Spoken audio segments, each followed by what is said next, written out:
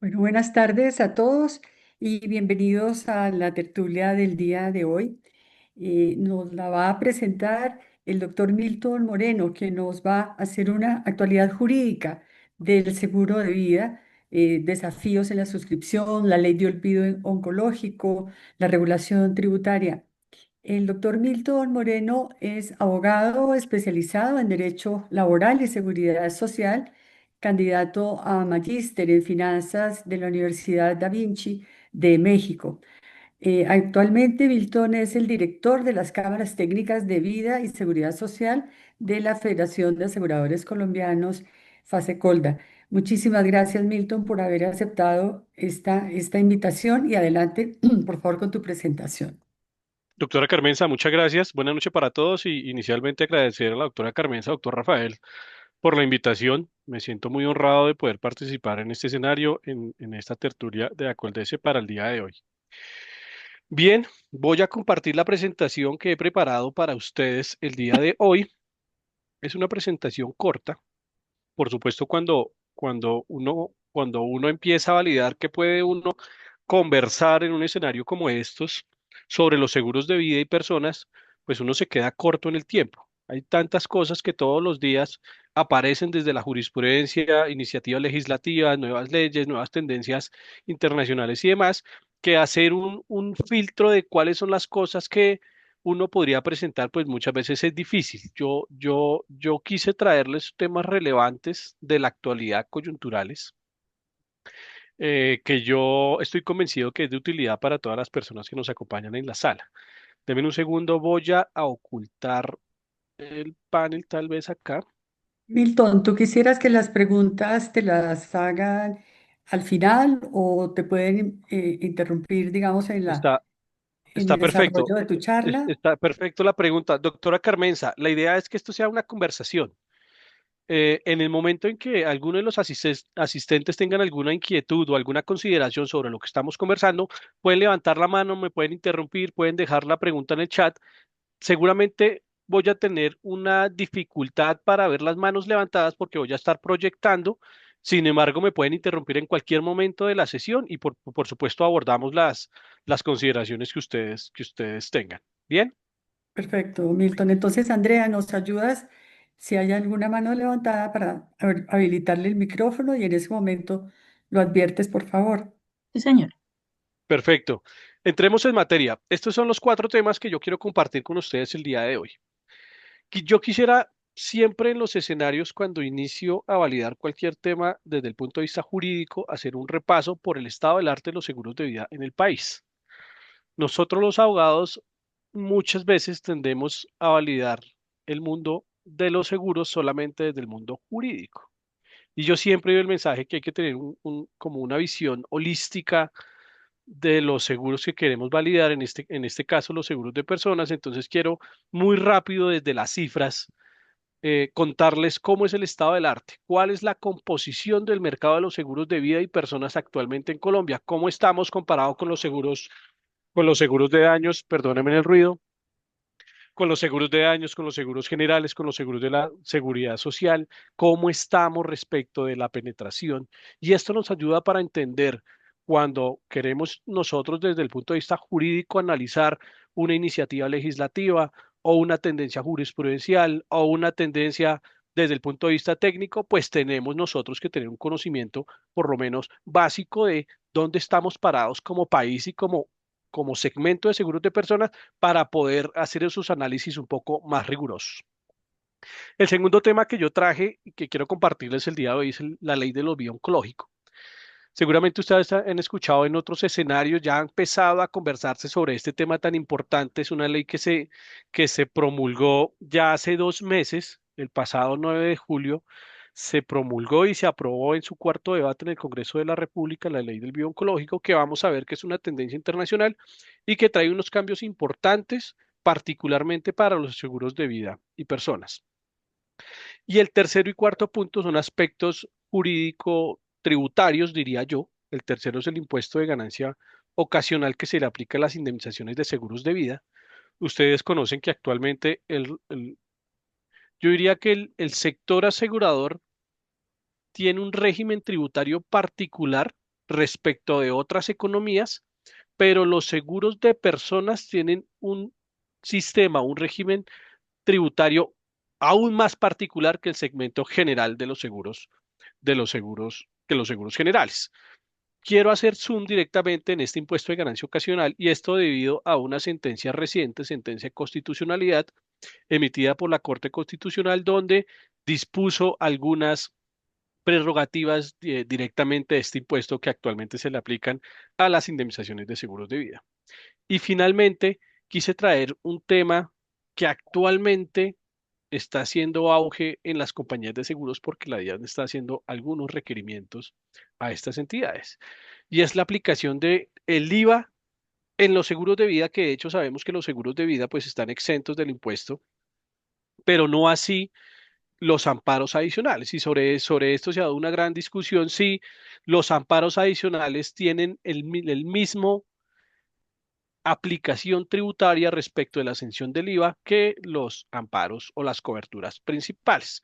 Vamos a hacer una validación de qué interpretación nosotros podemos darle directamente a la lectura de esos seguros de vida con algunos amparos adicionales, qué ha dicho la DIAN en algunos pronunciamientos y cuál es la lectura o interpretación desde varios artículos del Estatuto Tributario que podemos hacer desde el punto de vista jurídico. Bien. Reitero nuevamente si hay alguna consideración, no necesariamente pregunta, sino alguna aclaración, consideración que usted tenga sobre lo que vamos a conversar. Por supuesto, levanta la mano, me pueden interrumpir. Andrea nos va a ayudar moderando la sesión. El estado del arte de los seguros de vida en personas. Quise traer una presentación que utilizo normalmente en los primeros meses de cada año, donde muestro las cifras a cierre del último año, en este caso del 2024, para validar cómo vamos, una tendencia larga de día en los últimos 15 años, cuáles son las brechas de aseguramiento, cuáles son los retos que tenemos como sector asegurador, particularmente en los seguros de personas. Bien, esto es una gráfica muy rápida que nos muestra cuáles son las primas emitidas del total del sector asegurador. Entonces, miremos la gráfica, el recuadro de la parte derecha de sus pantallas, 56.3 billones de pesos fueron las primas, las ventas del sector asegurador para el año 2024. De esos 56 billones de pesos, el líder es en los ramos de daños, 23.43 billones de pesos, para los ramos de personas, 14.6 con una variación del 10.4%, es decir, que en el 2024 vendimos en seguros de vida y personas 10.4% más de las ventas que tuvimos en el año 2023 y en el caso de seguridad social 18.1 billones de pesos para el año 2024 con una variación del 17%. Ven ustedes entonces que el sector asegurador crece en términos generales, toda la industria crece en 10.8% en términos nominales. Esto es sin tener en cuenta el efecto inflacionario. Si a ese 10.8 le restamos directamente la inflación del año pasado, que fue 5.2, pues tendremos que el crecimiento real de la industria aseguradora colombiana está cerca al 5.5, 5.6 por ciento. Cuando nosotros hacemos una comparación respecto de cómo crece la economía del país, medido en Producto Interno Bruto, cuánto creció el Producto Interno Bruto del 2024 respecto al 2023, pues vemos que el sector asegurador es una industria resiliente. Mientras en términos reales crecemos el 5.5, 5.6, descontando esto la inflación, pues el crecimiento del año pasado del PIB fue apenas el 1.7. Uno pudiera validar una gráfica de largo plazo, los últimos 10, 15, 20 años, y la tendencia es que de manera frecuente y tradicional el sector asegurador crece más que la economía. Eso se traduce en que en gran medida el crecimiento, ese 1.7 que creció la economía colombiana durante el 2024, está jalonada por el crecimiento del sector seguros y el sector financiero, donde allí están nuestros colegas de la banca directamente. Seguros de personas, crecimiento del 10.4, cerca del 5% en términos reales. Pero como estamos en estos dos indicadores que yo diría que son los más relevantes y los que internacionalmente se utilizan para validar la salud financiera y de penetración directamente del sector asegurador, que son el indicador de penetración y densidad. Recordemos que el indicador de penetración es ¿A cuánto equivale las ventas de una industria respecto del Producto Interno Bruto? Tomamos el PIB directamente o tomamos las primas emitidas de la industria y lo dividimos directamente por el Producto Interno Bruto. Eso nos indica cuál es la penetración de la economía respecto de el Producto Interno Bruto. Y la densidad básicamente lo que nos explica es cuántos son los recursos que invierte un colombiano en compra de seguros. Nuevamente, se toma la totalidad de las ventas de las primas emitidas y se divide por la totalidad de la población del país. En este caso, Colombia, somos al 2024 cerca de 52 millones de personas. ¿Cuál es entonces el índice de penetración para el año 2024? 3.29 de todo el crecimiento de la industria, de todo el crecimiento de la economía del país, el sector asegurador colombiano aportó el 3.3% de ese total de crecimiento. Y el índice de densidad, ¿cuánto gasta en promedio un colombiano en seguros durante el año 2024? 1.065.000 pesos. Si nosotros damos un vistazo de largo plazo, miren ustedes la gráfica de la izquierda, lo que muestra es la tendencia de ese índice de penetración. Nuevamente, cuánto le aporta el sector asegurador al crecimiento nacional. La línea azul es lo que indica la tendencia de los últimos años. Hay unos retos importantes, venimos creciendo, no como quisiéramos como industria, venimos creciendo en el 2015, hace cerca de 10 años, esa penetración estaba en 2.67, vamos en 3.29, hemos tenido nuestros picos, tuvimos una disminución importante en año pandemia en el 2021, y si desagregamos esa penetración por seguros de vida y seguros de no vida, pues aquí los seguros no vida, que casi todos, que aquí tendemos a confundir cuando hablamos seguros no vida, pensaríamos que son todos los seguros de daños y no necesariamente. Aquí hay una clasificación internacional que no es homogénea, pero pensemos, por ejemplo, que para Estados Unidos los seguros de salud los clasifican dentro de los no vida. Aquí esta clasificación la tomamos de una nomenclatura de la Superintendencia Financiera, donde están todos los seguros de personas por un lado y seguros de daños por el otro. Seguros de vida, una penetración del 2.15 para el año 2024 y seguros de vida el 1.14. Sumado estos dos segmentos, vida y no vida, nos da el 3.29.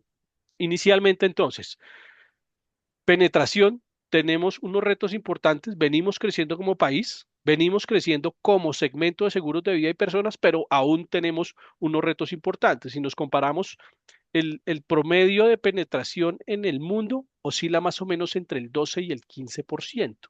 En la región hablando de la TAM, excluyendo, por supuesto, a Canadá y Estados Unidos, esa penetración oscila más o menos entre el 4.5 y 5. Estamos un poco por debajo de la región, pero muy lejos del mundo. Entonces, hay muchas oportunidades de crecimiento como país.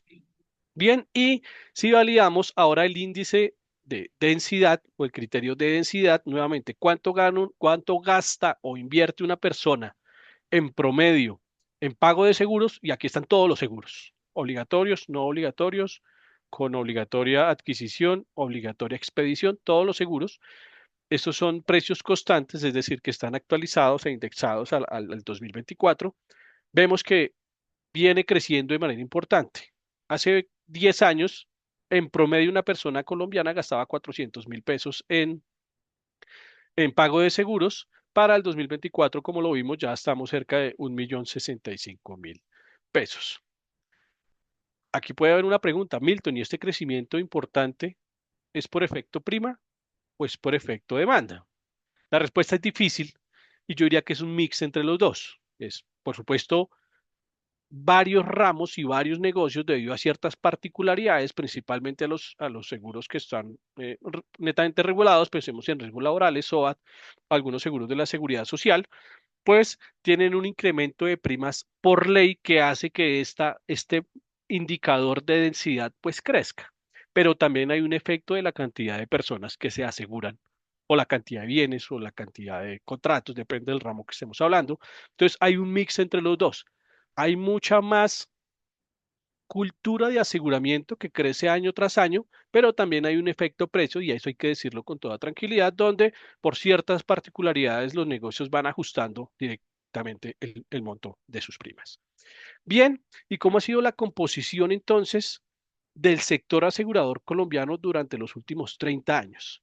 Esta gráfica me gusta mucho, la de la izquierda, porque nos muestra cómo es la composición del 100% del sector asegurador colombiano, cómo ha sido la composición desde el 98, hace más de 30 años. Entonces, fíjense ustedes que la barra azul, que son los seguros de daños, en el 98 tenían casi el 55% del mercado.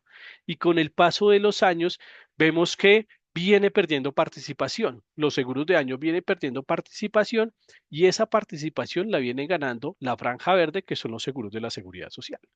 Seguros de la seguridad social, aquí tenemos riesgos laborales, seguro previsional, rentas vitalicias y beneficios económicos periódicos. ¿Qué pasa entonces con los ramos que son objeto de discusión y estudio el día de hoy, los seguros de personas? Yo diría que es una tendencia estable durante los años de la muestra, ha oscilado más o menos entre el 26 y el 29% de total de la industria.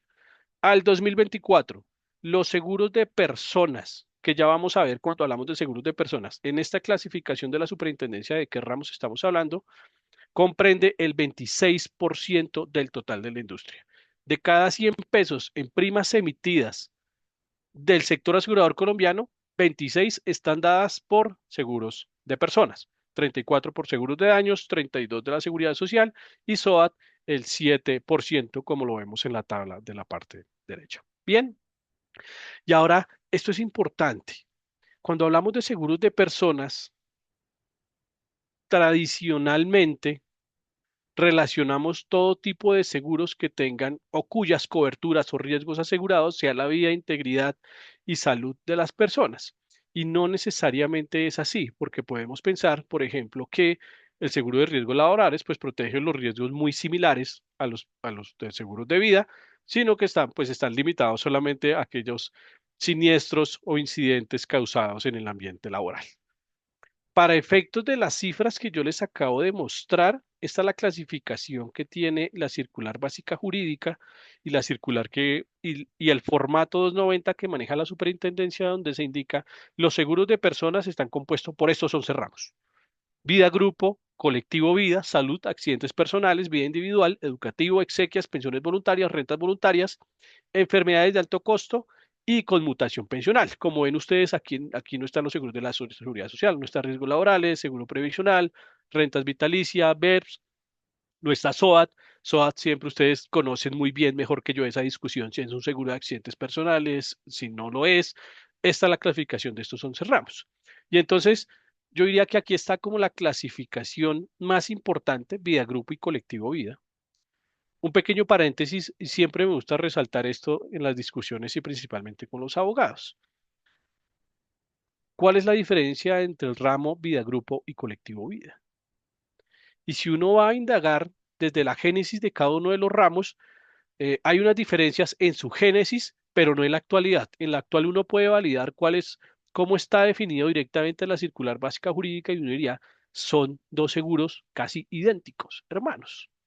Yo diría que su gran diferencia está en su nacimiento, en su génesis. El ramo colectivo vida nació un poco en el marco de la seguridad social, haciendo las veces de pensión de sobrevivencia antes de la ley 100. Entonces era un seguro obligatorio que todas las compañías de seguros, o perdón, todos los empleadores estaban obligados a adquirir en caso de que alguno de sus trabajadores fallezca por cualquier causa, independiente si fue causa laboral o no. Entonces existía ese colectivo vida que tiene una clasificación y una codificación particular e independiente en la circular básica jurídica, y posteriormente nació el ramo vida grupo como lo conocemos hoy en día.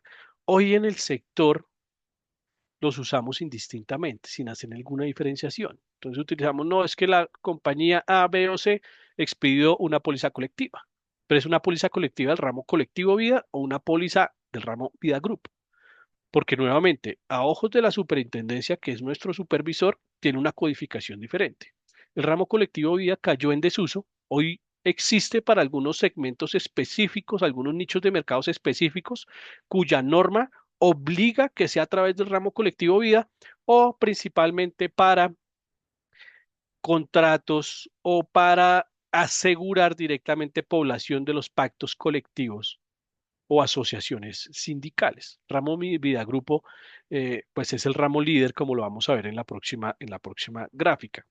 Fíjense en ustedes el comportamiento de las primas emitidas de estos ramos de seguros de personas. Aquí agrupo algunos ramos en otros ramos de personas, que es la gráfica más pequeña, pero fíjense en ustedes el liderazgo que tiene Vida Grupo. Ustedes ven que la línea roja dice colectivo y Vida Grupo.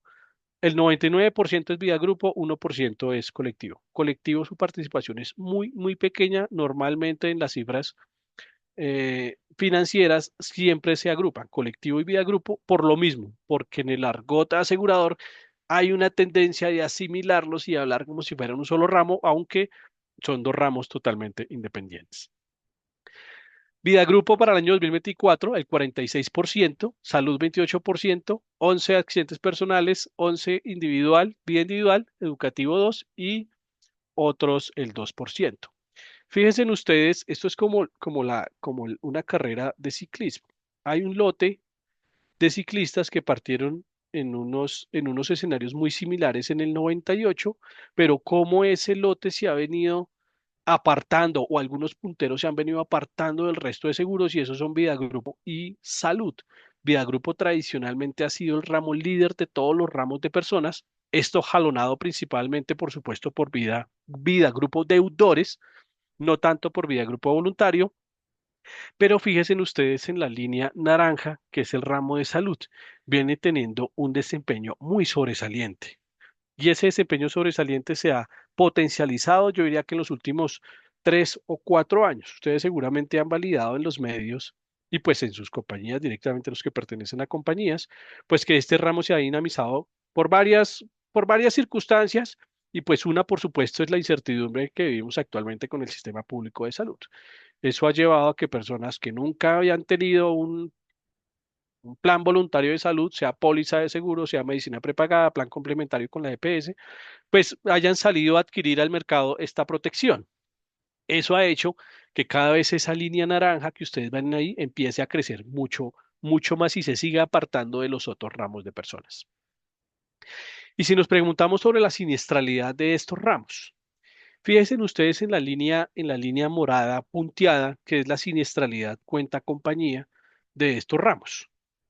Recuerden ustedes que cuando hablamos de siniestralidad cuenta compañía es cuánto de cada 100 pesos en primas devengadas pagamos en siniestros incurridos. La operación es primas devengadas no emitidos sobre siniestros incurridos nuevamente porque esta es la metodología utilizada por la Superintendencia Financiera. Entonces miremos la línea nuevamente punteada morada de cada 50 pesos para el 2024, de cada 50 pesos en primas devengadas que recibe el sector asegurador, del segmento de los ramos de personas, por supuesto, 50 van destinadas al pago de siniestro. ¿Cuál es el ramo más siniestrado de todo el segmento de seguros de personas? Salud, 72%. Entonces, como veíamos, tiene un comportamiento sobresaliente, pero también tiene una siniestralidad del 72%. Fíjense ustedes en el pico o en el periodo pandémico 2020-2022, que es como la franja algo gris que ustedes alcanzan a ver allí, pues hay ese pico, ese punto de inflexión donde la mayoría de ramos venían con una tendencia muy marcada y en ese momento se disparó. Pues por supuesto, vida individual y vida grupo, que son ramos que tradicionalmente tienen su cobertura principal es muerte por cualquier causa, pues se dispararon porque en el país tuvimos una extra mortalidad cerca del 36%. Fallecieron en esos 2 años 36% más de personas que en los periodos de los últimos 5 años, periodos prepandémicos. No así, por ejemplo, con accidentes personales. Fíjense en ustedes en el efecto de accidentes personales, que es la línea azul clara, tuvo un efecto totalmente contrario. Y esto es pues totalmente justificable y la razón es porque accidentes personales principalmente está dado por las pólizas de accidentes escolares. Y en periodos prepandémicos, pues todos los estudiantes estaban en sus casas y por tanto la siniestralidad cayó de manera importante. Bien, y si miramos cuál es el resultado entonces, al final del día, cuál es el resultado técnico y el resultado neto, pues vemos aquí un comportamiento dual. Esto es solamente, nuevamente, seguros de personas. Las barras azules lo que nos indican es el resultado técnico. Resultado técnico en la actividad aseguradora es lo que en otras actividades conocemos como resultado de la operación. ¿Cuánto gana o pierde el sector asegurador por hacer o por desarrollar su actividad económica, que es comercializar seguros? Eso es lo que nos dicen las barras azules. Entonces, en el 2024 tuvimos pérdidas por cerca de 2.900 millones de pesos. Tradicionalmente, ustedes ven que en los años anteriores esas barras azules casi todas están por debajo de cero. Entonces, hay un resultado técnico positivo.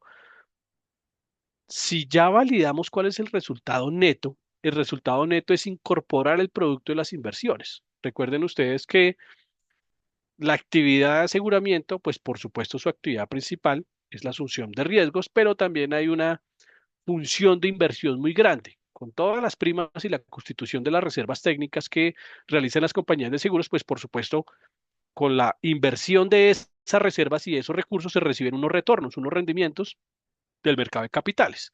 Esto es lo que nos muestra el resultado neto.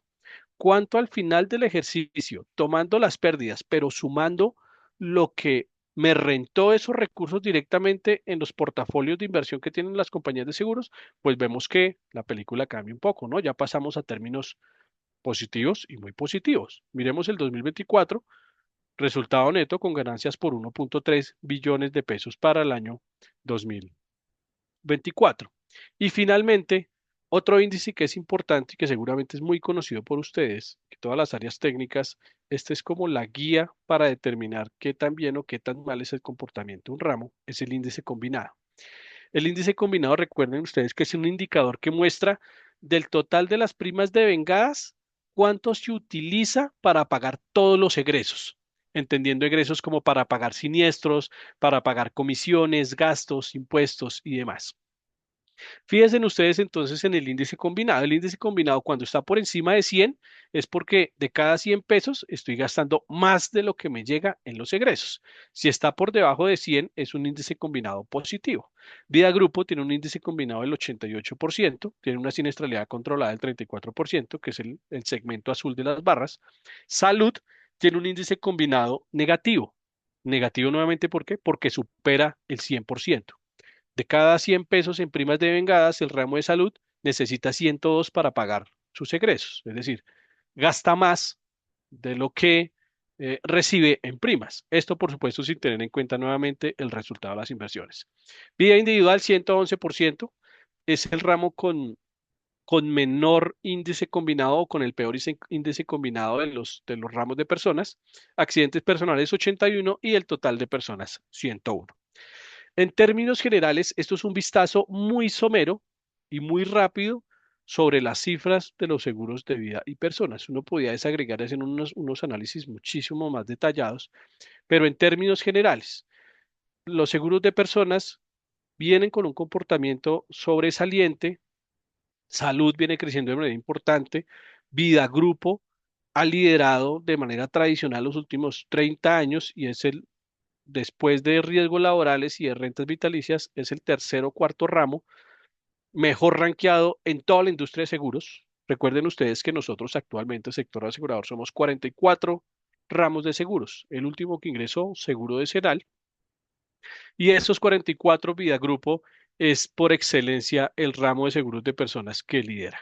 Esto nuevamente jalonado principalmente por Vida Grupo Deudores, lo que conocemos como ese seguro embebido o inducido, no obligatorio. Recuerden, el seguro de Vida Grupo Deudores no es un seguro obligatorio, no hay una ley que taxativamente indique que la entidad financiera deba solicitar ese seguro. Es un seguro que en la práctica se volvió obligatorio, no desde el punto de legal, sí, pero sí en la práctica para que las entidades financieras puedan garantizar los créditos que entregan directamente a los acreedores, a los deudores, perdón, o a los asegurados, y por eso es ese comportamiento. Vida y grupo individual viene con un comportamiento importante, pero con un índice combinado que sobrepasa el 100%, llega al 111%, y una densidad que viene creciendo de manera importante. Si hiciéramos una comparación con otros países de la región, estamos mejor que casi la mayoría de la TAM. Solamente México, estamos muy similar a Chile, mejora México y por supuesto Brasil están por encima nuestro de Colombia. Hablo del segmento de seguros de personas, pero en adelante estamos mejor que el resto de países, Argentina, Paraguay, Uruguay, Perú y los países más pequeños. En este contexto, venimos en un mercado creciente, resiliente, que crece más que la economía, que aporta a la economía de manera importante, pero que siempre hay oportunidades para seguir creciendo. Y eso es un poco, esas oportunidades se tienen que dar o se tienen que analizar en el marco de algunas disposiciones como las que vamos a ver. ¿Cómo vemos el vaso, si medio lleno o medio vacío, con disposiciones como las que vamos a ver? Bien. ¿Hasta ahí alguna pregunta sobre este repaso muy rápido de las cifras de los seguros de personas en Colombia? Si no, No, sigue, sigue, Milton. perfecto. Si no, entremos en materia con el proyecto de ley. Proyecto de ley, tengo que cambiar el chip. De la ley de olvido oncológico. Quise bautizarla así una realidad en Colombia. Eso es una iniciativa, voy a empezar aquí, que es básicamente yo diría que esta tendencia, el olvido oncológico busca que las personas que superaron el cáncer dejen de ser discriminadas por su historial oncológico, especialmente al contratar seguros, créditos o al buscar empleo. Esta definición la traje de una circular de la Unión Europea donde trató de definir qué puede entenderse por el oncológico. Y básicamente uno podría resumirla en: olvidémonos que una persona padeció cáncer para no limitar o negar el acceso a productos financieros o en la búsqueda de empleo. Estamos hablando de segundas oportunidades. Segundas oportunidades nuevamente en ese segmento para la adquisición directamente de productos financieros como seguros, créditos en la banca y empleo directamente. Miremos algunas cifras sobre el cáncer que me parecen importantes nuevamente para validar el mundo del que estamos discutiendo sobre esta nueva ley. Cifras del cáncer, estas son cifras mundiales, las tomé de la Sociedad Americana contra el Cáncer en el 2022, esas son las cifras más recientes que logré encontrar. 20 millones de personas fueron diagnosticadas con cáncer solamente en el año 2022. Y para ese mismo año se reportaron 9.7 millones de personas por cáncer. Asimilen ustedes esa cifra. Nosotros en Colombia tenemos en promedio cerca de 250, 300 mil muertos al año por cualquier causa, muerte violenta, muerte natural. En el mundo, 9.7 millones de muertes originadas por el cáncer. Uno de cada cinco hombres uno de cada cinco hombres o mujeres desarrolla cáncer a lo largo de su vida. Entonces, fíjense la importancia, uno de cada cinco, dos de cada 10. Estamos hablando entre el 18 y el 20% de la población desarrolla o desarrollará cáncer. Uno de cada nueve hombres y una de cada 12 mujeres muere a causa de él. Miraremos cifras más adelante, el nivel de letalidad, el nivel de mortalidad viene disminuyendo, pero no así el nivel de prevalencia, el nivel de la cantidad de personas que padecen estas enfermedades. El cáncer de pulmón fue el cáncer diagnosticado con mayor frecuencia durante el 2022 y durante el 2024, así lo fue en Colombia. Es responsable de casi 2.5 millones de casos nuevos en el mundo y el número de nuevos de casos de cáncer alcanzará en el 2050 cerca de los 35 millones de personas. En el 2050, cerca de 35 mil millones de personas serán diagnosticadas con cáncer, de acuerdo a estas proyecciones que hace la Sociedad Americana contra el Cáncer. ¿Y qué pasa entonces aquí en Colombia? Miremos estas cifras que son la cuenta de alto costo. Estas cifras están un poco más actualizadas, que es el 2024. Y vemos entonces en la gráfica la prevalencia y la mortalidad. La prevalencia lo que nos dice es cuántas personas en el momento de la muestra tienen cáncer. Y esta medición está controlada por cada 100.000 habitantes. Entonces miremos en el 2018, por cada 100.000 habitantes habían 531 personas con cáncer, pero fíjese entonces cuál ha sido la tendencia durante esos últimos 6 años. Ha venido creciendo de manera importante. En el 2024, por cada 100.000 personas, por cada 100.000 colombianos, 1.163, 1.164 tienen cáncer. Y entonces comparémoslo con la mortalidad. ¿Cuántas personas han fallecido en cada año por cada 100.000 personas a causa del cáncer? 2018, cerca de 40 personas por cada 100.000 habitantes colombianos fallecieron por cáncer y fíjense en ustedes que esa tendencia en la mortalidad está más bien controlada. Si bien hubo un pico entre el 20 y el 21, seguramente estas personas con comorbilidad que se potencializó su enfermedad a raíz del COVID-19, pero la mortalidad yo diría que es más bien estable, por lo menos en esta métrica de los últimos 6 años. Hay más diagnósticos, más pacientes vivos con cáncer y el aumento en la mortalidad es, es estándar. La tendencia clarísima que uno puede ver con estas cifras oficiales de la cuenta de alto costo del Ministerio de Hacienda es que hay un crecimiento sostenido en la prevalencia, en la cantidad de personas que tienen cáncer, mientras que la mortalidad se estabiliza. Y si nosotros estamos hablando de una iniciativa o estamos hablando de una ley que habla de olvido oncológico, es decir, que está dada por personas que sobrevivieron al cáncer, pues estas cifras nos tienen que llamar la atención. Es decir, no vamos a hablar de personas que van a fallecer, sino vamos a hablar de personas que padecen cáncer y que seguramente van a sobrevivir afortunadamente pues directamente a esa enfermedad si es que hacemos un análisis con estas cifras. Bien, y entonces un repaso internacional, unos antecedentes muy rápidos del olvido oncológico. El olvido oncológico, hay que decirlo, el pionero del olvido oncológico fue Francia, más o menos en el 2015-2016. Ven ustedes que no es una tendencia tan antigua, seguramente 10 o 11 años máximo. En el 2015-16, Francia de manera, yo diría que coordinada y colaborativa, el Gobierno Nacional de Francia, en conjunto con los bancos y el sector asegurador, firmaron un convenio. No fue una ley directamente, sino un convenio de colaboración donde, en alguna manera, existió una autorregulación o se pusieron de acuerdo para eliminar de todo tipo la discriminación para las personas que padecieron de la enfermedad. Entonces, allí se empezó a hablar de olvido oncológico. Y teniendo esa experiencia, el Parlamento Europeo, la Unión Europea, pues trató de extender esas prácticas que empezó Francia directamente, pues al resto de países de la Unión Europea. Allí iniciaron con el Plan Europeo de Lucha contra el Cáncer, esto fue en el año 2013, donde inicialmente empezaron a hacer un análisis de cuál era el comportamiento de la banca y el sector asegurador respecto de la adquisición de productos financieros para las personas sobrevivientes del cáncer. Allí hubo un diálogo abierto pues con estas actividades, con esta industria, banca y seguros directamente, y se acordó elaborar un código de conducta. Nuevamente, no se quería limitar o llevar de manera preliminar el olvido oncológico a, a, a una ley, a una disposición obligatoria, una disposición legal de manera obligatoria, sino a través de un código de conducta o de autorregulación. De esta manera, en el 2023, el Parlamento Europeo y el Consejo de la Unión Europea emitieron una directiva.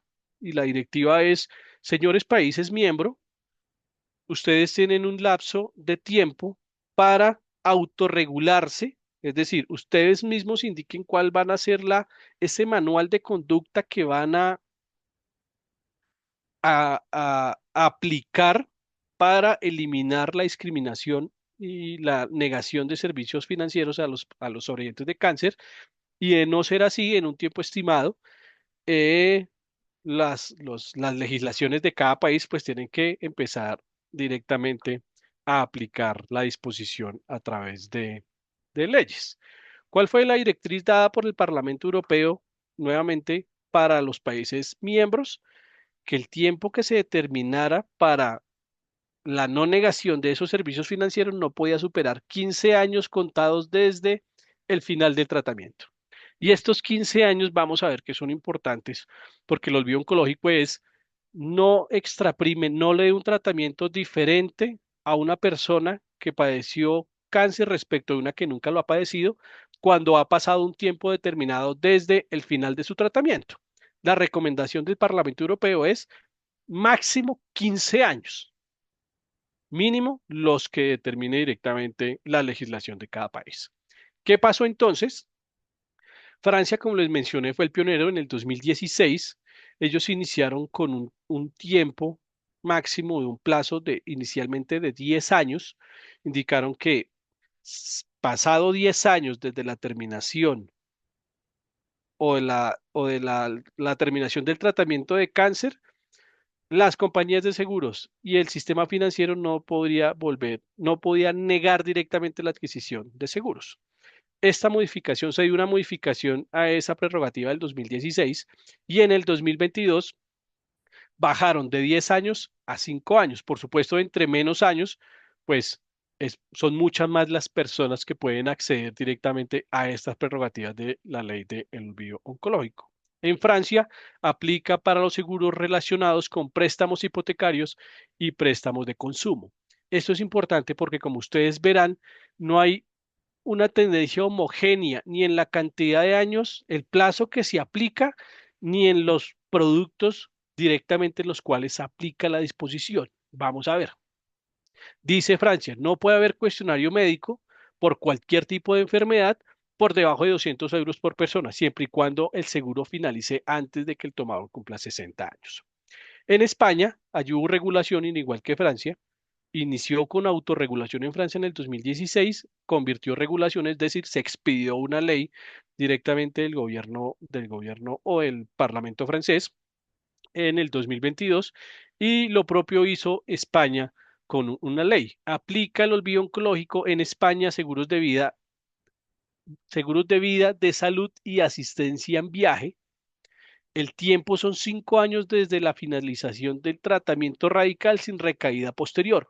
Nuevamente, si pasado este plazo, desde el momento de la finalización del tratamiento de manera radical, no hay una recaída posterior, el sector asegurador no puede ni extraprimar ni exigir declaración de asegurabilidad para esa persona. Es decir, hay como una ventaja para que esa persona no indique, pueda callar que padeció cáncer sin incurrir directamente en reticencia. Ya vamos a entrar un poco más en detalle cuando lleguemos a lo que ha pasado en Colombia. En Bélgica, aplica solamente para préstamos hipotecarios, no hay un límite respecto del valor asegurado y el plazo allí en Bélgica es de 8 años. Entonces miremos Francia 5 años, España 5 años, Bélgica 8 años, y aquí hizo una diferenciación para los menores de edad, como ocurrió aquí en Colombia. Para los menores de 21 años, allí en Bélgica, no son 8 años de plazo desde la finalización del tratamiento, sino 5 años. En el 2025, en Bélgica, se reduce de 8 años a 5 años directamente. Holanda, nuevamente, aplica para el seguro relacionados con préstamos hipotecarios hasta un importe de 295.000 euros por persona y esta disposición se introdujo a través de una ley en el 2021. Holanda, 10 años de la final del tratamiento y 5 para menores de 21 años. En Irlanda hay una autorregulación. Fíjense que no necesariamente todos los países estas disposiciones o la aplicabilidad de estas tendencias a través de ley. En Irlanda existe una autorregulación donde hay como un convenio, un consenso entre directamente el gobierno y la industria para aplicar directamente esta tendencia. Aplica los seguros relacionados con préstamos hipotecarios. Fíjense ustedes que muchos de los países que hemos leído, no todos, aplican, por ejemplo, España no necesariamente son hipotecarios, pero Bélgica, Holanda, Luxemburgo, Portugal, Irlanda, está limitado a que la tendencia o las disposiciones del olvido oncológico aplique solamente a aquellos seguros relacionados con préstamos hipotecarios, no cualquier obligación financiera, aquellos préstamos directamente que respaldan la adquisición de un bien inmueble. En Rumania, 7 años, igual que en Irlanda, fue la disposición. Y bueno, ¿y qué ha pasado entonces aquí en Colombia? Nuevamente, esta tendencia inició en el 2016 en Francia, se potencializó y se extendió en el 2021, 2023 directamente en la Unión Europea, muchos países europeos, y en Latinoamérica el país pionero fue Chile, Ley 21656 del año 2024. Hay que decirlo, nosotros en Colombia fuimos los primeros en presentar la iniciativa ante el Congreso de la República, pero en Chile fue aprobado mucho más rápido que en Colombia. En Chile fue aprobado antes que nosotros y la disposición de Chile dice que el derecho al olvido oncológico aplica transcurridos 5 años desde la finalización del tratamiento radical sin recaída posterior, sin mención para menores de edad. En Chile no hay una distinción de o una diferenciación en el plazo si se habla de mayores o menores de edad, como en Colombia y con los otros países que hemos visto. Transcurrido el tiempo, no podrá considerarse la existencia de antecedentes oncológicos. Nuevamente, es olvidarse que la persona padeció la enfermedad y darle un tratamiento igualitario como aquella que nunca la padeció. En Perú hay un proyecto de ley. Aplica en Perú esta iniciativa, en Perú aplica para la contratación de prestaciones de salud, cobertura de seguros y productos bancarios. No se limita. En Latinoamérica ven ustedes que las leyes que ya existen y los proyectos de ley en curso no limitan la aplicabilidad del olvido oncológico a seguros asociados a créditos hipotecarios, como sí ocurre mayoritariamente en Europa. 5 años, el derecho del olvido oncológico aplica transcurridos 5 años de haber finalizado el tratamiento sin episodios recurrentes y 3 años para menores de 18 años. En Panamá, muy similar, hay un proyecto de ley que está cursando allí directamente por el Congreso panameño. 3 años desde la finalización del tratamiento radical, no hace alguna distinción para menores de edad, pero en Panamá indica que aplica también para el empleador al momento de realizar una contratación laboral. El empleador está limitado o no puede solicitar exámenes o algún tipo de declaración por parte del trabajador si ya han pasado 3 años después de la finalización del tratamiento radical sin recaída posterior. Bien, entonces, ¿qué pasó aquí en Colombia? Ley 2475 del 9 de julio del 2025. No le puse aquí la fecha exacta. Entonces, yo diría varios temas a tener en cuenta. Normalmente cuando uno trata de discutir esto con los colegas, dicen, no, es que modificaron el 1058. Yo diría que ajustaron el 1058 y se dispusieron o se agregaron otras disposiciones a la legislación colombiana, pero no solamente que tocaron el 1058. Yo partiría de una premisa principal. La estructura general del 1058 sigue intacta como la conocemos desde hace muchos años, sobre la obligación sincera por parte del tomador o asegurado de declarar todos los hechos y circunstancias que determinen el estado de riesgo, so pena de incurrir en reticencia u omisión y so pena de la declaración o la nulidad relativa del contrato por reticencia y demás. Aquí yo tomé solo la primera parte para efectos del slide, pero el 1058 se conserva tal como lo conocemos hoy en día. Lo que se le agregó, no se modificó, sino se agregó un parágrafo a la disposición del 1058 que nos habla de declaración del estado del riesgo. Aquí partimos de una premisa. Cuando hablamos del 1058, que fue donde se incluyó, por lo menos en el segmento de la legislación comercial o en la legislación que regula directamente los seguros, pues el 1058 no hace una distinción de un ramo en específico. No me habla de seguro hipotecario, ni de seguro de viajes, ni de seguro de salud, como sí lo vimos que en otras legislaciones de otros países eran específicos indicando a qué ramo aplicaba directamente la disposición del biooncológico. Aquí en Colombia no pasó. Me voy a permitir leerles tal cual como quedó, porque aquí nosotros los abogados muchas veces nos enredamos y es necesario enredarnos respecto de lo que entendemos y la interpretación que le damos a las disposiciones que salen del Honorable Congreso de la República. Parágrafo. Se exceptúan de la obligación de declarar el estado de riesgo y de las sanciones por inexactitud o reticencia los tomadores y asegurados que hayan padecido y superado la enfermedad de cáncer siempre y cuando hayan transcurrido por lo menos 4 años contados desde el final de su tratamiento sin recaídas posteriores o recurrencia de la enfermedad. En los casos que el tomador y asegurado haya sido diagnosticado de cáncer cuando era menor de edad, el tiempo anterior se disminuirá en 2 años contados desde el final de su tratamiento sin recaída posterior o la recurrencia de la enfermedad. Será nula toda renuncia a lo estipulado en la disposición por la parte que haya padecido la enfermedad de cáncer. Entonces, vamos por partes. Hay una interpretación válida a mi juicio, pero en todo caso la norma hay que interpretarla de manera holística.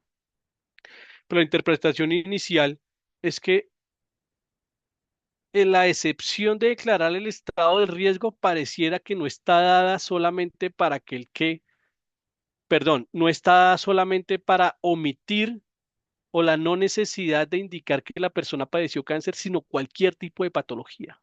Es decir, porque indica, se exceptúan de la obligación de declarar el estado de riesgo y de las sanciones de inexactitud y reticencia los tomadores asegurados que hayan padecido cáncer. Pareciera que esa cualificación de haber padecido cáncer está hecha sobre el sujeto y no esa cualificación sobre la obligación de declarar. Entonces, una interpretación que se le está dando, que puede tomar carrera y me parece a mi juicio muy peligrosa, es si la persona padeció cáncer, transcurrieron los 4 años y no hubo una recaída después de finalizar su tratamiento, no tiene la obligación de declarar el estado de riesgo de ninguna manera, no solamente en lo que tiene que ver con la patología de cáncer, sino de ninguna manera. Nuevamente, porque la lectura que se le puede dar es que esa condición de haber padecido cáncer es respecto a quienes pueden exceptuarse de la obligación de declarar el riesgo, no necesariamente de qué tipo de circunstancias no están obligadas a declarar. Yo me inclino por la interpretación y la lectura, por supuesto, más holística y completa. Es, por supuesto, la intención del legislador era exceptuar a esas personas de omitir o eliminar la obligación de declarar el estado de riesgo respecto a que tuvo cáncer, no de cualquier otra patología. Y entonces vamos a los años, 4 y 2 años. Si volvemos 3 años Panamá, 5 Chile, somos el país del mundo que ha adoptado el olvido oncológico con el menor plazo para aplicar el olvido oncológico. Y aquí yo quiero contarles un poco la historia en el Congreso de la República, por qué fueron 4 años y por qué no fueron 5, o por qué no fueron 8 como en Europa, o por qué no, no. Cuando se radicó esto inicialmente en el Senado, porque terminó en Cámara, en el Senado de la República, el texto original decía 8 años para mayores de edad, 4 años para menores de edad. Como todos los debates y pues por supuesto como es el curso legislativo pues natural de nuestro Congreso de la República, se fueron dando modificaciones. Al final del día, cuando llegó el proyecto de ley al Senado de la República, a la plenaria de la Cámara de Representantes, perdón, el texto que se aprobaba en tercer debate eran 5 años para mayores y 3 años para menores de edad. Hubo una proposición, un representante indicó, yo quiero que sean 4 y 2 años, pero sin ninguna justificación técnico-médica. Entonces nosotros tratábamos de entender, bueno, pero ¿cuál fue el argumento de la proposición presentada de disminuir 5 a 4 años? Eso no es claro. Nosotros nos reunimos con la Sociedad de Cancerología Colombiana a preguntarles en el estado de salud colombiano y sí, en el estado del arte colombiano y la experiencia en el manejo del cáncer en el país durante décadas, ¿cuál era un número más aproximado que uno podría decir la persona después de tantos años ya ha superado de manera radical su enfermedad? El instituto nos mencionaba que era muy, muy difícil comprometerse con unos años. ¿De dónde salió 4 y de dónde salieron 2? De una proposición que presentó directamente un congresista y así se adoptó la norma. ¿Que cuál es el sustento para que Colombia sean 4 años y no 2? La verdad yo no lo tengo claro y yo no creo que cuando se aprobó esto en el Congreso de la República tampoco se haya hecho un estudio juicioso, científico de por qué 4 y por qué 2 y por qué no, por ejemplo, por lo menos adoptemos la tendencia internacional que se hablaba entre 5 y 8 años. Infortunadamente no fue así. Pero como les mencionaba, el tema del olvido oncológico no se limita solamente a la modificación del 1058. He escuchado mucho que no, con la ley del olvido oncológico nos cambiaron el 1058, nos ajustaron, nos agregaron un parágrafo al 1058, por supuesto, pero adicional a la ley 2475 trajo otras disposiciones importantes. Prohibición a renuncia al derecho no podrá pactarse cláusulas, estipulaciones, condiciones de cualquier negocio jurídico que implique la discriminación de haber padecido enfermedad del cáncer. Prohibición de denegación. Se prohíbe la denegación del acceso a la contratación del seguro. Entonces, hay que analizar esta prohibición de la denegación contra el 1056 del Código de Comercio, ¿no? Donde dice que las compañías pueden en alguna medida determinar cuáles negocios se aseguran o cuáles riesgos se aseguran y cuáles no. Entonces, hay directamente una, no sé si decirlo, antinomia jurídica entre esta disposición del D56, eso habría que analizarlo pues en detalle. Hay unas obligaciones de información a los solicitantes. Aquí cae una obligación directamente para que la superintendencia en un lapso de 6 meses indique un formulario o un formato que es el que se le debe entregar a los asegurados para que los asegurados tengan conocimiento pleno de la ley de olvido oncológico. Hay una prohibición de pruebas diagnósticas. Yo tuve mucho reparo sobre esta prohibición en el Congreso de la República. Dice, no se podrá exigir pruebas diagnósticas para la detención de enfermedades cancerígenas en los términos del artículo segundo, es decir, el que habla de los 8 u 4 años, de los 4 u 2 años, como requisito para acceder a la cobertura respectiva de la protección. Si se limita al sector asegurador de realizar pruebas diagnósticas, ¿cuál sería entonces? Entonces, se limita al sector asegurador. Primero, para conocer el estado de riesgo, porque hay una disposición de no discriminación y no hay una obligación por parte del asegurado para declarar el estado de riesgo cuando padeció cáncer, pasaron los años que indica la norma y no tuvo una recaída. Entonces, allí puede en alguna medida hablarse de una simetría de la información, hay que validarlo pues, con juicio. Pero ¿cómo si la compañía de seguros no tiene la posibilidad de realizar un examen riguroso del estado de riesgo, como por ejemplo una prueba diagnóstica, cómo la compañía de seguros puede establecer que el cáncer no estuvo activo? ¿O cómo establece la compañía de seguros que efectivamente sí pasaron los 4 años o los 2 años si estamos hablando de un menor de edad? Esa prohibición en las pruebas me parece que es un limitante importante y es una de las cosas que trae unos retos muy, muy grandes para el sector asegurador. Trae también un régimen sancionatorio, por supuesto, para el sector asegurador, no solamente de la Superintendencia Financiera, sino también de la Superintendencia de Industria y Comercio, cuando se vulneren datos personales de esta población y la vigencia de la ley. Esto fue un hierro muy grande porque fíjense ustedes cómo quedó la redacción de la vigencia de la ley. La puse textual como está en la ley. La presente ley rige 12 meses a partir de su publicación. Por supuesto, es un hierro porque uno diría, entonces la vigencia de la ley solamente son 12 meses y pasados 12 meses se acaba la ley 2475. La presente ley rige 12 meses a partir de su publicación. Su publicación fue el 9 de julio, es decir, que su vigencia va hasta el 9 de julio.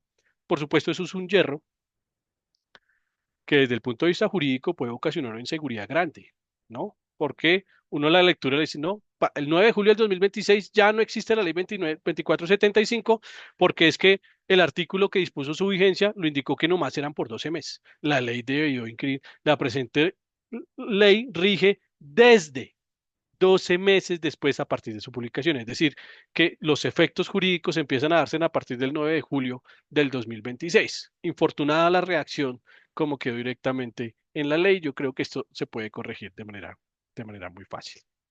Bien, y entonces algunas consideraciones, desafíos y retos que yo quiero poner sobre la mesa. Por supuesto, esto es apenas enunciativo, no es taxativo, uno podría hacer un análisis mucho más detallado. Primero, la asimetría de la información. Puede darse, como ya lo mencionaba, una asimetría de la información por menor acceso a los antecedentes oncológicos y nuevamente por la limitación en la práctica de pruebas cancerígenas o pruebas médicas, una validación del verdadero estado de riesgo. Quedamos nuevamente supeditados, pues la naturaleza propia del seguro a la ubérrima, nuevamente, buena fe por parte del asegurado, donde pues directamente, si no declaró el estado de riesgo es porque es totalmente consciente y tiene el conocimiento pleno de que ya pasaron 4 años desde la terminación de su enfermedad. Sostenibilidad financiera, por supuesto, si las primas no reflejan adecuadamente la siniestralidad, se pone en riesgo el equilibrio técnico de los seguros. Y aquí lo que puede pasar es un poquito la afectación en la mutualidad propiamente del negocio de aseguramiento, el negocio aseguraticio. Cuando existe esa asimetría o esa incertidumbre, pues esa mutualidad muchas veces lo que se hace es que se hay una compensación en esa mutualidad directamente del negocio. Hay una adaptación de procesos, se requiere modificar, las compañías pues tienen que validar directamente sus cuestionarios, proceso de exámenes médicos, ya no es el tipo de exámenes médicos que mando al asegurado directamente con la IPS con la que tengo convenio, hay que ya indicarle al médico que está o que no puede practicar propiamente pruebas relacionadas para detectar cáncer. Hay que modificar los cuestionarios. Me preguntaban, Milton, ¿cuál puede ser entonces la pregunta? Y me decían, puede entonces hacerse una pregunta en el formulario, indique sí o no si usted padeció cáncer, pero ya pasaron 4 o 2 años si es menor de edad desde el último tratamiento. No sé, la verdad es que no sé y a mi juicio yo creo que eso, aunque esa pregunta está enfocada directamente en los plazos que da la ley directamente, puede que a ojos de la misma superintendencia se esté incurriendo nuevamente en lo que se quiere evitar con la ley, es en algún tipo de discriminación o trato diferencial por haber padecido cáncer. Riesgo reputacional. Una mala implementación puede generar percepción de discriminación o trato injusto, lo que mencionábamos. Pruebas diagnósticas, ya lo mencionábamos. Y hay unos riesgos de conducta y unos riesgos judiciales. Una lectura inadecuada o prácticas percibidas como discriminatorias podrían derivar en sanciones, como ya lo vimos, de la superintendencia o de la misma SIC, o en un aumento de procesos judiciales y la pérdida de confianza del público.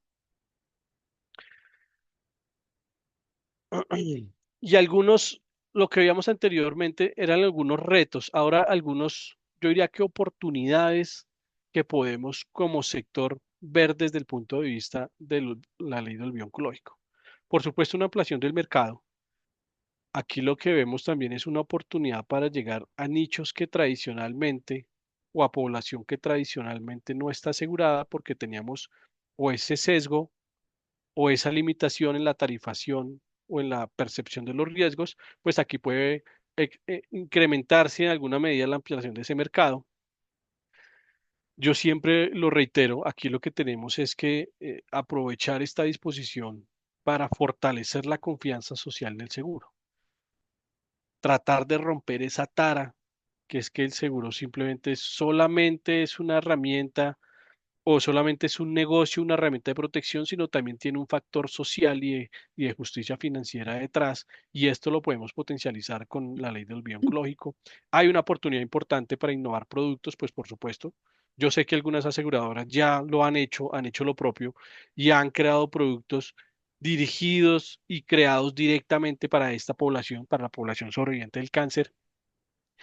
Uso de nuevas tecnologías, de Big Data, podemos hacer alianzas estratégicas pues con stakeholders importantes, con IPS, con el mismo Estado, podemos buscar esa autorregulación que yo mencionaba al principio de la sesión, y una promoción, me quedo mal aquí, primisión, y una promoción de la educación financiera. Entonces aquí también podemos aprovechar sobre cómo el olvido oncológico puede ser un catalizador para promover la educación financiera y aseguradora, ayudando pues por supuesto a ampliar la penetración del seguro que veamos en las cifras inicialmente.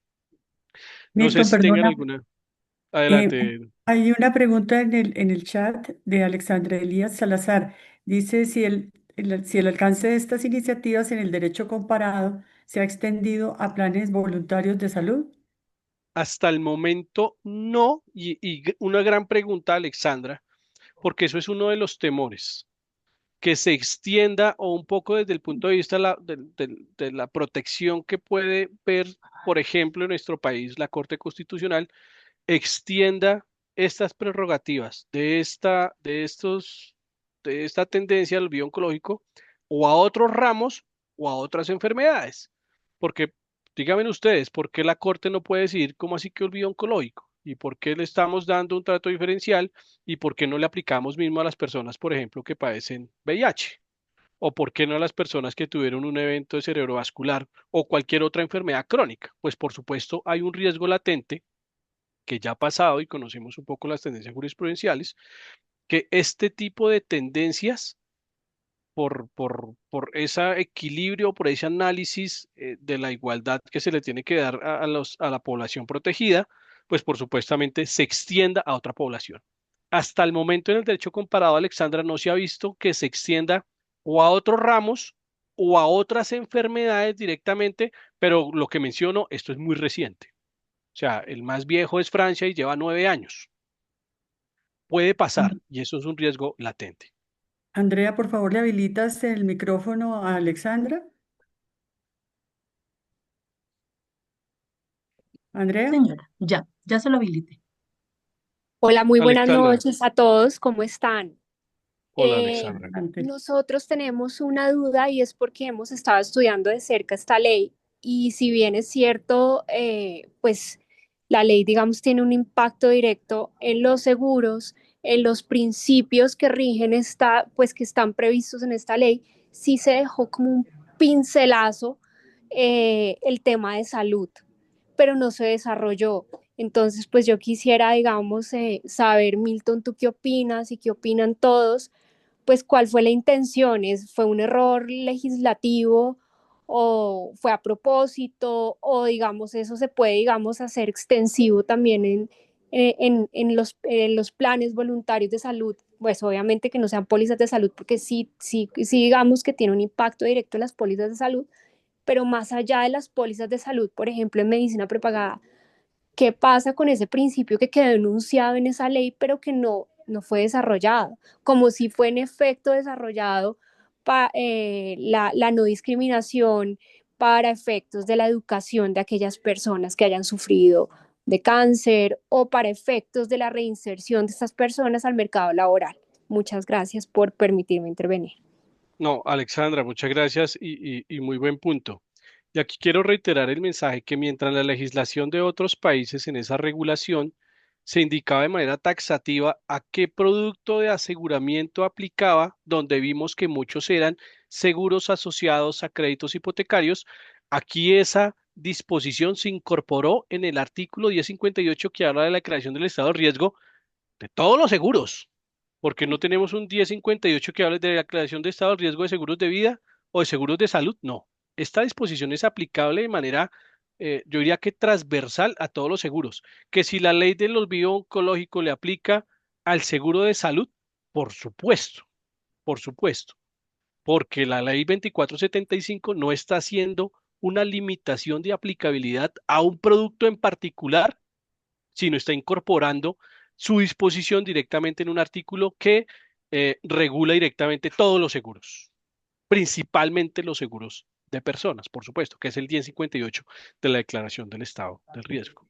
Entonces, de entrada, que si esto aplica para la persona que quiere adquirir un plan voluntario de salud, pues en nuestro caso una póliza de salud, pues por supuesto, la persona no está obligada a decirle a la compañía de seguros, yo hace 5 años padecí cáncer, por tanto, eh, mi póliza va a ser un poco más costosa o me puede negar la adquisición de la póliza. No.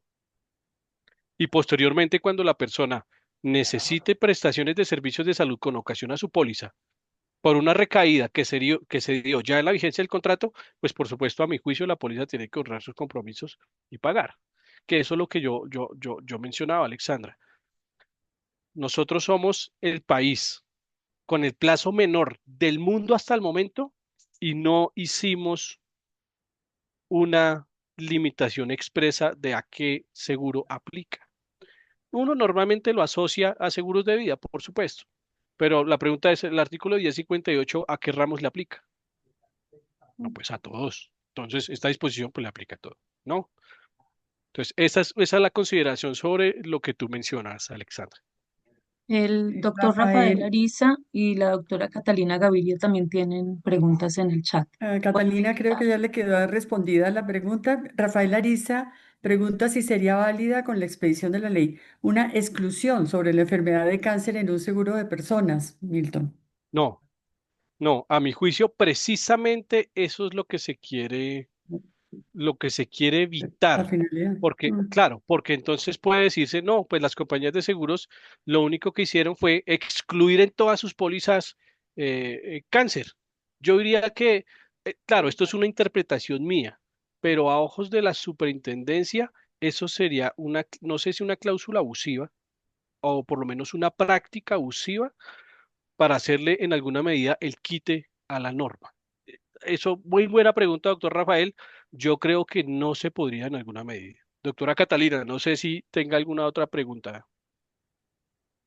Si Pero no, perdón, yo quería, digamos, de alguna manera matizar la pregunta indicando, ¿sería válida entonces una exclusión en la que se indique que no se cubre el cáncer que tenga tratamiento En el caso de mayores de edad, Ah, cuatro bueno. años con anterioridad a a la iniciación de la vigencia técnica de seguro, o en el caso de menores de edad, 2 años antes del inicio de vigencia de seguro. ¿Ese tipo de exclusión también estaría restringida o estaría Eso es una, limitada por esa norma?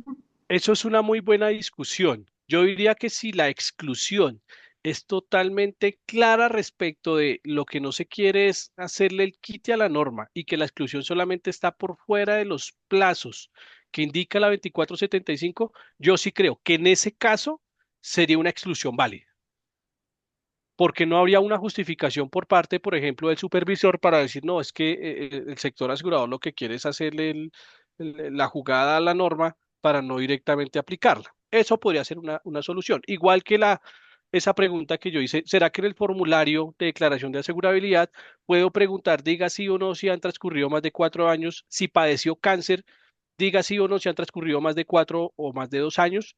Podría ser una alternativa. Estamos apenas iniciando. La aplicabilidad se va a dar a partir de julio del otro año, si es que la vigencia la interpretamos bien, pero esas son consideraciones que yo creo que con el tiempo tenemos que sopesar y tenemos que validar cómo se va a comportar en el mercado con estas disposiciones y con estas preguntas. Andrea, habilítale el micrófono a Catalina Gaviria, por favor. Ya. Doctora Catalina, No, pues nada, les agradezco muchísimo a todos, pues a la doctora Carmenza y por supuesto a Milton, eh, esta tertulia que en realidad ha sido muy buena. eh, y digamos, mi interpretación en relación con la norma está de acuerdo con lo que ha dicho Milton en el sentido de que esto modifica el contrato de seguro y por lo mismo no hay restricción solamente para seguros de vida. A mi juicio, esto aplicaría para todos los seguros, pues digamos como de personas, sí, incluyendo de personas. salud, o sea, los planes voluntarios de salud emitidos por aseguradoras, sí. Cosa diferente por lo pronto, a contratos de medicina prepagada, porque esto solamente aplica para contratos de seguros y como pues los contratos de medicina prepagada no son contratos de seguro, pues aquí no habría, a mi juicio, aplicación. Y Concuerdo. respecto del tema de las exclusiones, pues fíjense que el tema de los 4 años y de los 2 años es solamente para la declaración del estado de salud, pero por el otro lado, la norma de que no se puede tener prácticas discriminatorias a las personas con cáncer, pues no tiene ningún límite temporal. Y en ese sentido, pues cabría la posibilidad de que le digan a uno, pues es discriminatorio poner una exclusión en relación con el cáncer y claramente le pueden decir a uno no puede ajustar tarifa, pues porque además de eso lo menciona expresamente la ley. No se puede ajustar tarifa, no puede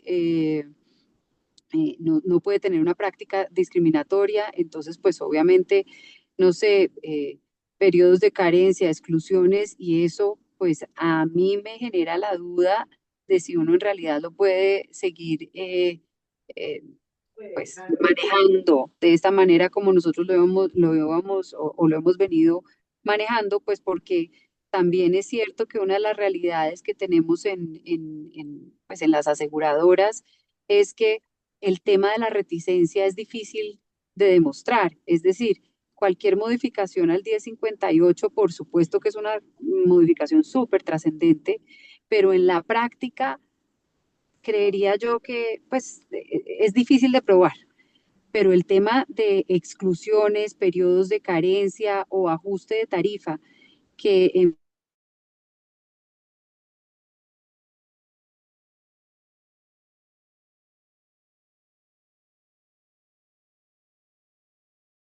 mayor impacto va a tener en el sector, pues esta norma, la verdad. Muy buena, Reticencia, sí. sí, Mm. No sé, muy no buen sé qué opina el doctor análisis. Linton. Sí, muy buen análisis y es totalmente válido, porque una lectura que uno le puede dar a la disposición es, si bien hay unos plazos de 4 y 2 años, pero eso es para la declaración del estado de riesgo, pero el principio general de la norma es la no discriminación. Y usted puede estar, sector asegurador, discriminando con el simple hecho de imponer periodos de carencia por cáncer o excluir el cáncer. Totalmente válida esa lectura de la norma, por supuesto. Hay quienes dirán, no, es que hay que leerla de manera completa y todas las disposiciones están enmarcadas en esos 4 o en esos 2 años. No sé, hay que estudiarla muy bien y hay que validar qué pasa, pero esa lectura que le da la doctora Catalina es totalmente válida. ¿Hasta dónde nos pueden decir, "No, es que estos periodos de carencia que usted indicó para los cánceres de 60 días no son válidos porque van en contra o usted está, sí, en contra de la norma de la no discriminación y por tanto son cláusulas ineficaces"? ¿Sí? Es Andrea, correcto. ¿le habilitas, por favor, a Andrés Felipe Villegas?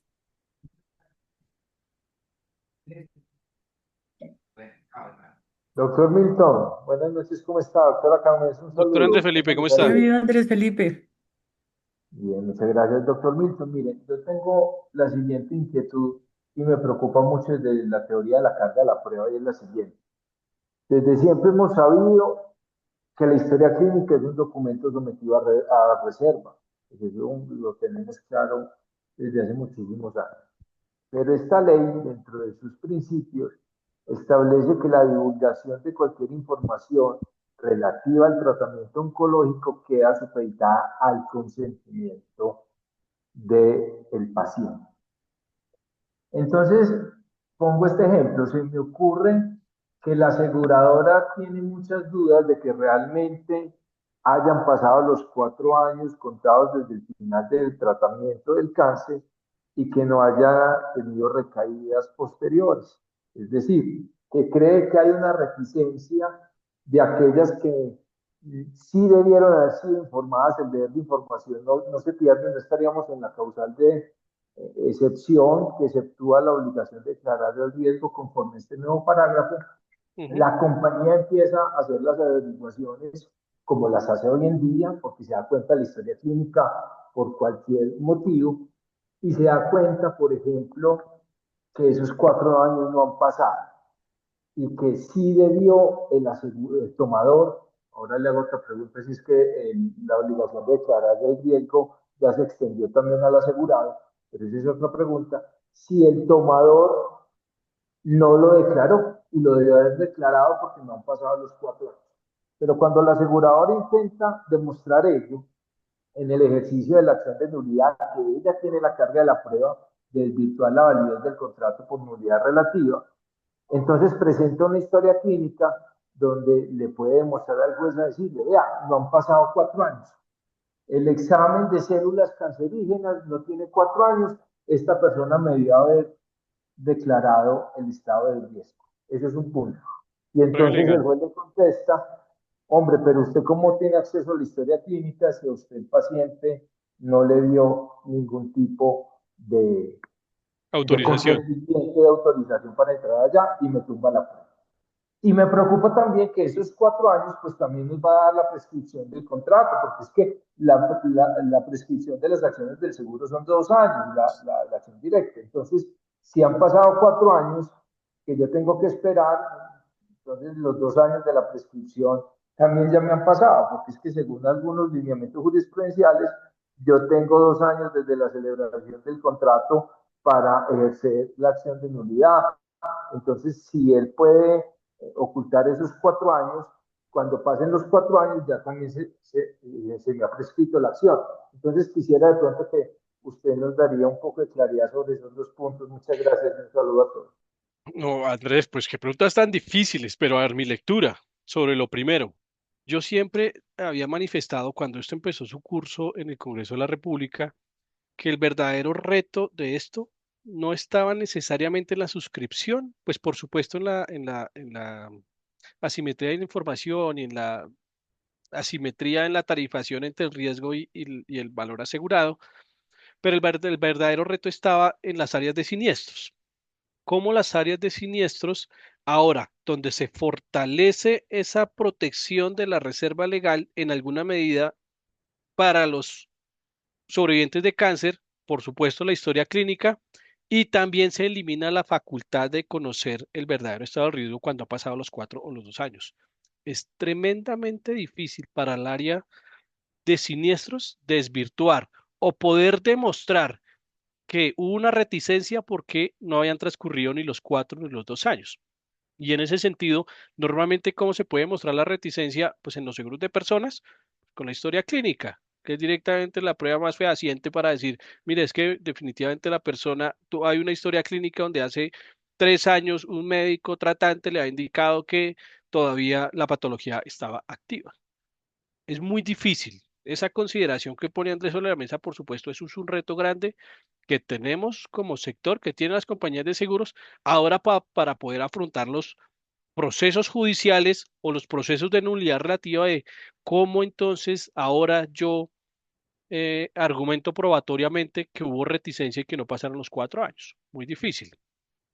Y sobre el tema de la prescripción, Andrés, pues por supuesto, y les soy honesto, eso es un tema que yo no había analizado a profundidad, pero usted tiene toda la razón. ¿Cómo entonces si pasados los 4 años prescribe la acción y entonces ya la compañía de seguros no puede decretar la nulidad si es que efectivamente hubo la reticencia? Son discusiones, yo tomo nota directamente y a mí me encanta estas discusiones, disertaciones, porque cada vez que uno conversa con ustedes, que también son los expertos directamente y que manejan esto el día a día en sus compañías, pues tienen algunas consideraciones que no necesariamente al hacer una lectura o muchas lecturas de la ley las tiene uno en cuenta. Entonces, esas son como las consideraciones y pues las tareas que todos nos llevamos como para seguir validando cómo sería la aplicabilidad, por ejemplo, el tema de la prescripción. Magnífico. Bien, Luisa Fernanda Duque tiene un comentario. Andrea, Ya le habilité el micrófono también. Luisa Fernanda. doctora Luisa, buenas noches. Bueno, en el chat comenta que esta ley aparentemente es contradictoria con la posición que ha venido desarrollando la Corte Constitucional sobre temas de reticencia, teniendo en cuenta que la aseguradora no tiene cómo validar el estado de riesgo a una persona que ha padecido cáncer. Y aquí reseña la sentencia, una tutela, la T-228 de 2025. Habría que Está, validar Luisa que Fernanda. efectivamente la línea jurisprudencial de esa sentencia de revisión de tutela, pero puede darse y pues no es novedoso. Muchas veces las normas que salen del Congreso van en contravía de las disposiciones o las líneas jurisprudenciales de las altas cortes. Habría que revisar en detalle. Doctora Carmenza y demás colegas, teniendo en cuenta la hora, son las 7:30, yo tenía entendido que estábamos programados hasta las 7. Eh, no sé si podemos dejar hasta ahí esta tertulia y yo me comprometo, si así lo considera, pues directamente ustedes, doctora Carmenza, doctor Rafael, y la audiencia, podemos tener una segunda sesión para profundizar en el tema del impuesto de ganancia ocasional y la aplicación de seguros de vida, del IVA de seguros de vida, principalmente en amparos adicionales. No sé usted Sí, cómo lo ve, doctora Carmenza. Milton, a propósito, a ver, para